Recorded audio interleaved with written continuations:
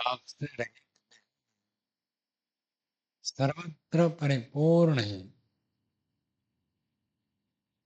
हे भगवान, ऐसी अनुभूति हमारे अंदर बनी रहे प्रभु। आपकी उपस्थिति, आपकी विद्यमानता अनुभव करने से जीवन परिवर्तन हो जाता है। जो व्यक्ति आपसे डरता है वो दुनिया में और किसी से नहीं डरता है, और जो आपको नहीं डरता है वो दुनिया में सबसे डरता है। हे भगवान, यदि मनुष्य आपसे डरता है, अर्थात कोई भी गलत काम करे, तो प्रभु आप दंड देंगे।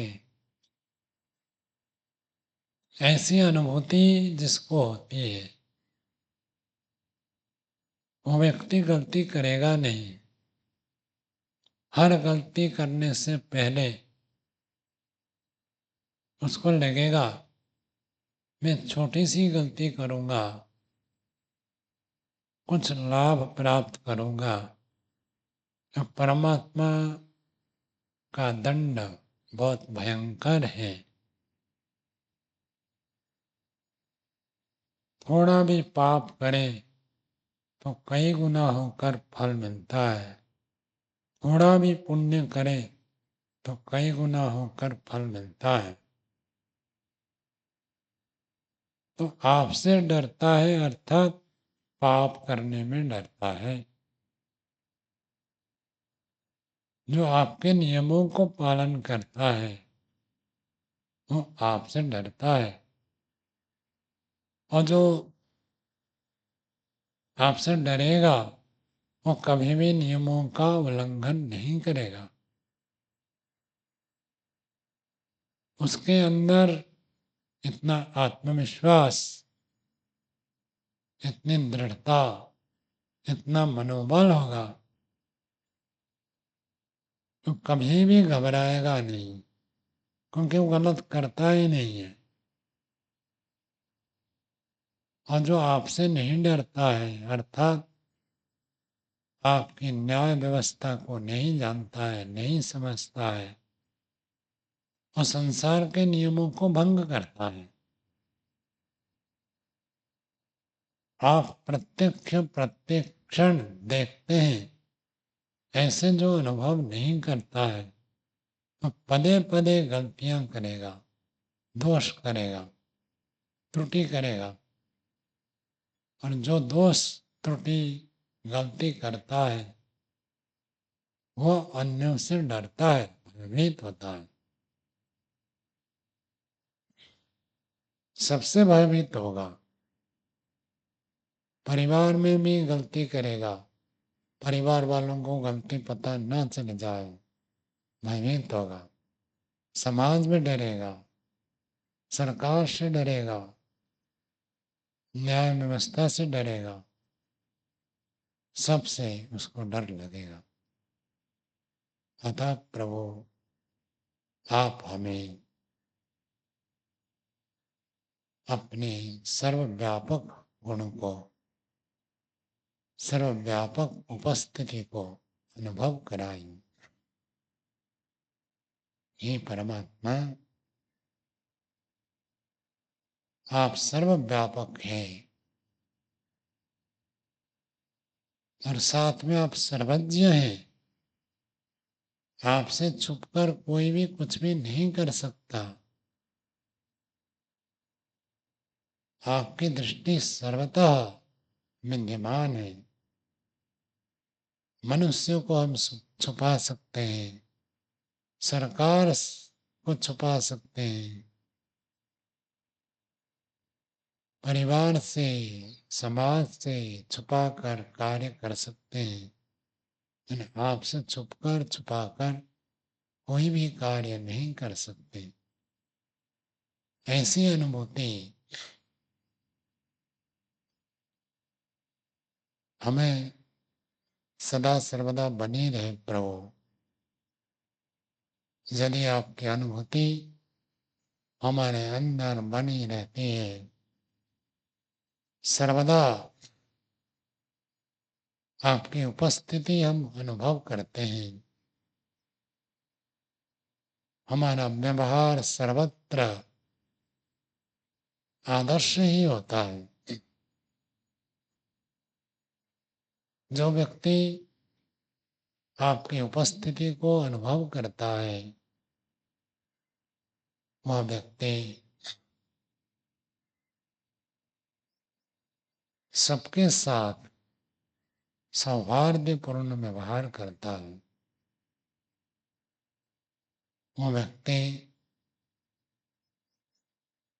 सबके साथ प्रीतिपूर्वक व्यवहार करता है। कभी वो अन्याय नहीं करता है, कभी वो अत्याचार नहीं करता है, कभी वो किसी के साथ बलात्कार नहीं करता है, क्योंकि आपकी उपस्थिति को अनुभव करता है।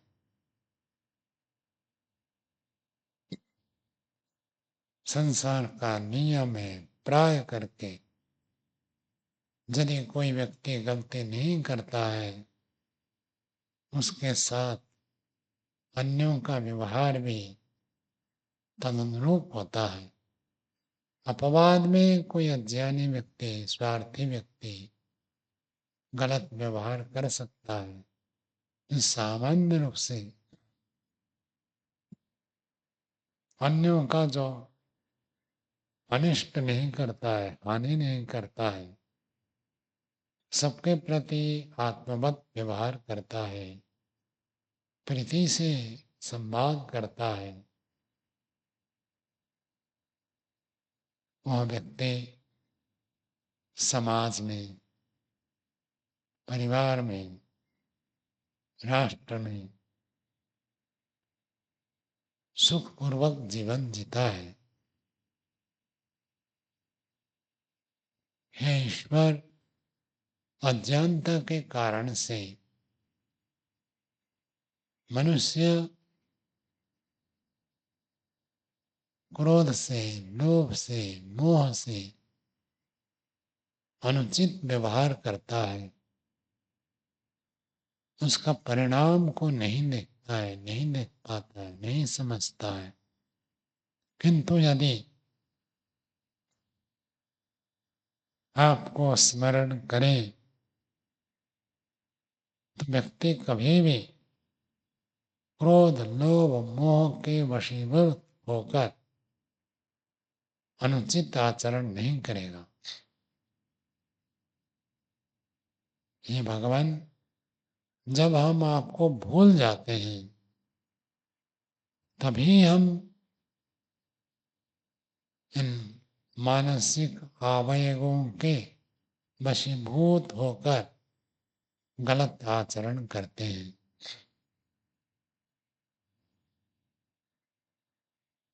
हे परमेश्वर, परमात्मा, प्रभु, आपकी अनुभूति हमारी बुद्धि में प्रत्येक क्षण बनी रहे।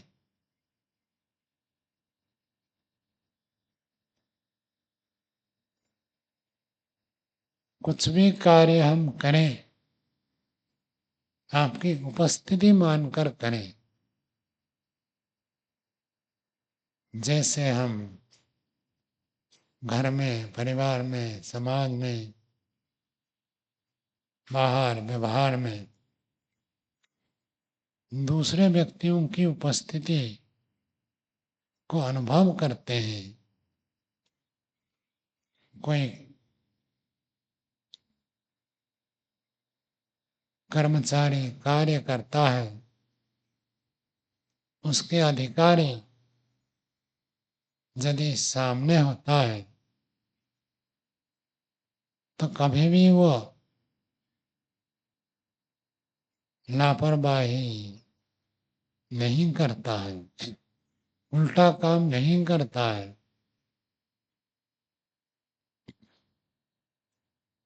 अधिकारी के न होने पर अज्ञानी स्वार्थी व्यक्ति गलत भी कर बैठता है।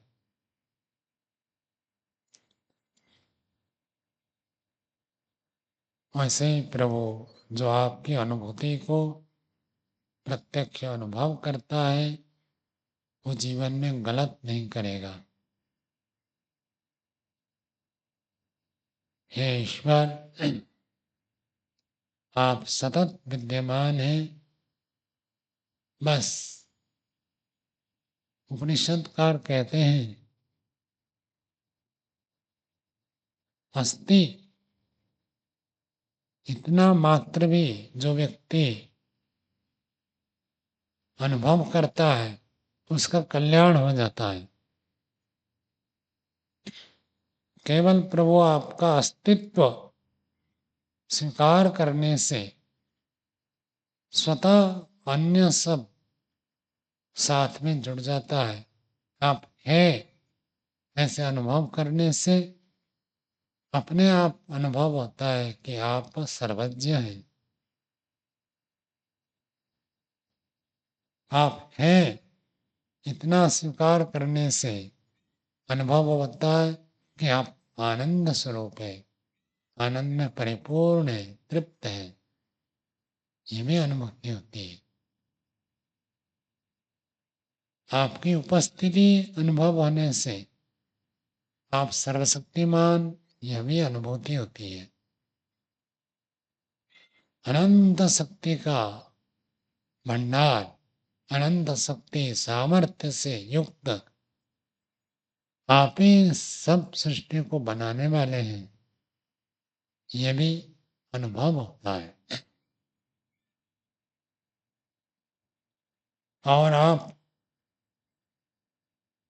सर्वदा राग द्वेष से रहित, पक्षपात से रहित न्याय ही करते हैं, कभी अन्याय नहीं करते, कभी किसी के साथ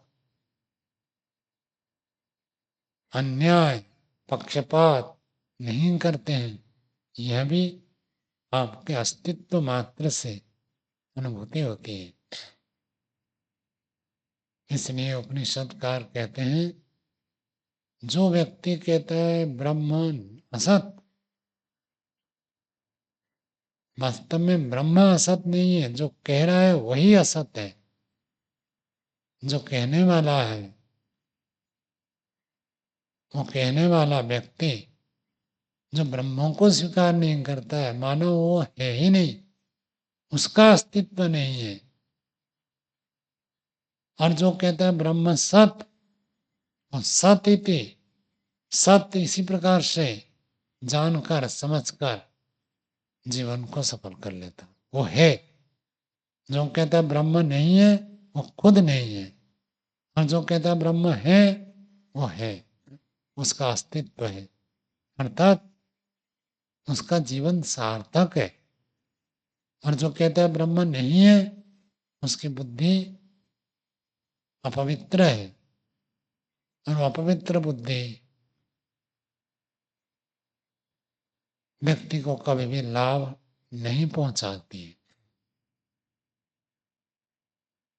ईश्वर परमात्मा ब्रह्म आप एक ही तत्व है प्रभु।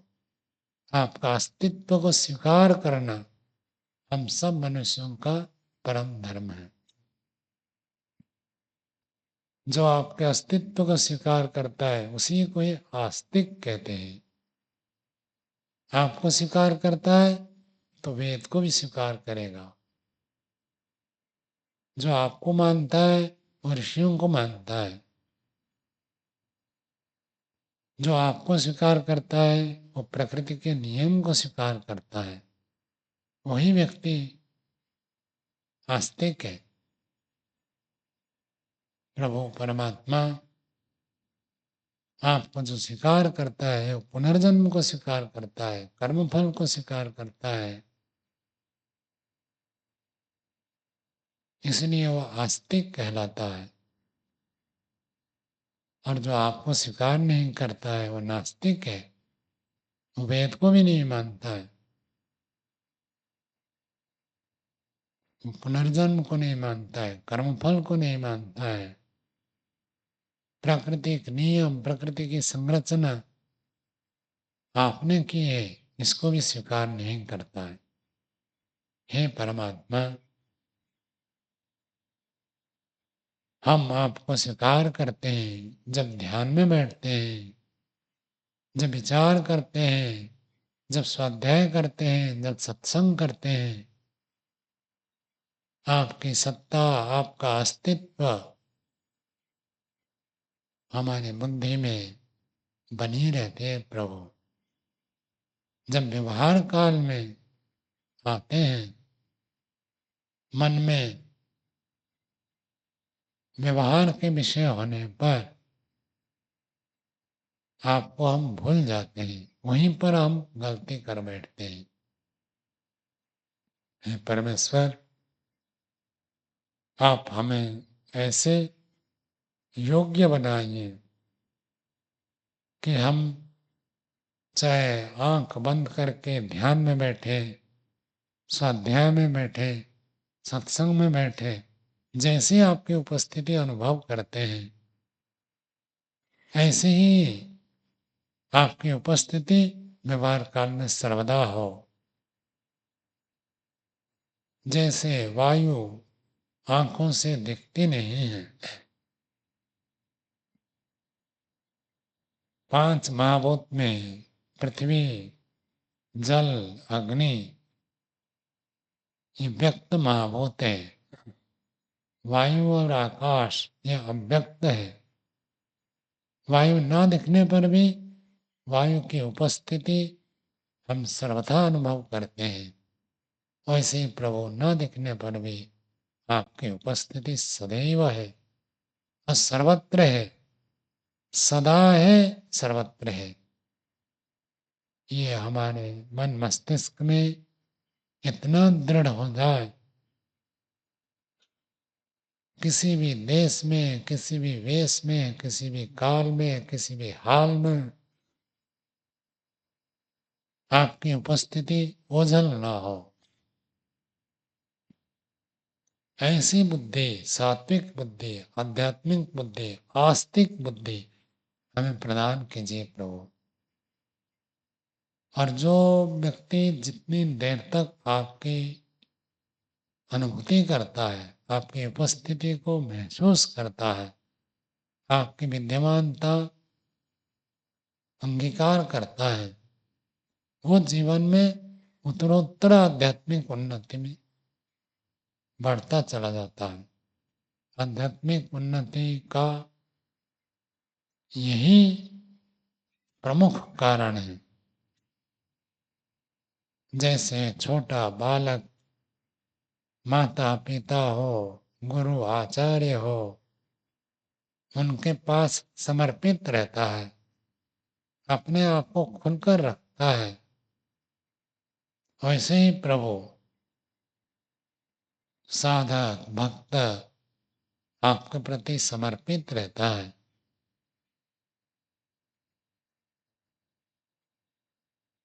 पूरा जीवन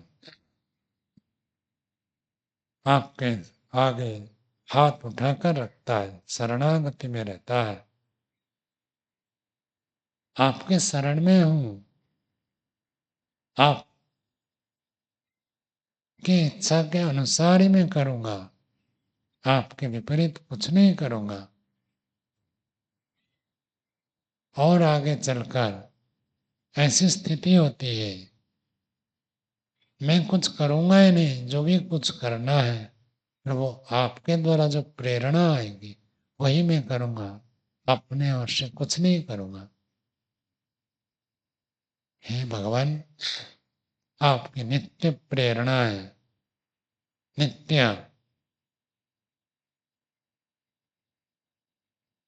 आदेश, निर्देश, उपदेश उस भक्त के अंतःकरण में प्रस्फुटित होते हैं।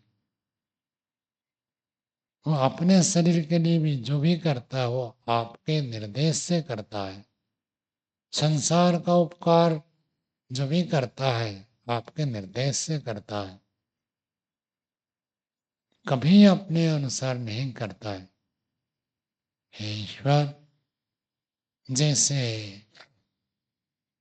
दिव्य ज्ञान, तत्व ज्ञान, सत्य ज्ञान आपने ऋषि मुनि साधु संत महापुरुषों को प्रदान किया है, हम भी आपके बालक हैं प्रभु, हम भी आपके पुत्र हैं, हम आपके शिष्य हैं। आप गुरुओं का भी गुरु है, सबका गुरु है, परम गुरु है, आदि गुरु है। हमें भी वैसे ही ज्ञान दीजिए प्रभु। हे परमात्मा, जन्म जन्मांतर के कुसंस्कार वासनाएं हमारे अंतःकरण में परिपूर्ण है प्रभु। हम अपनी शक्ति से इन सब वासनाओं को नष्ट नहीं कर सकते, नहीं कर पाते हैं। हम पूरा प्रयत्न करते हैं प्रभु, फिर भी हम हार जाते हैं। जन्म जन्मांतर के संस्कार, माया रूपी इस प्रकृति का प्रभाव अधिक हो जाता है, हम पराजित हो जाते हैं। प्रभु, आप तो मायापति हैं। सब काम क्रोध लोभ आदि को विनाश करने के लिए आप सर्वोत्तम बल है प्रभु। मैं अपनी ओर से पूरा प्रयत्न करता हूँ, आप मुझे सहायता प्रदान कीजिए। आपकी सहायता के बिना कोई भी मनुष्य कभी भी सारे दोषों को दूर नहीं कर सकता। हे ईश्वर, हे भगवान, आप सहायता करिए, कृपा करिए हम पर। हम आपके शाश्वत मार्ग में, श्रेय मार्ग पर, कल्याण के मार्ग पर, ज्ञान के मार्ग पर चलना चाहते हैं। आपके प्रति पूरा जीवन समर्पित है प्रभु। आज से, अभी से यह जीवन पूर्ण रूप से आपकी आज्ञा के अनुसार चले, यही प्रार्थना है, यही कामना है, यही याचना है प्रभु। हमारी कामना पूरी कीजिए, अपना अनुग्रह प्रदान कीजिए। ओम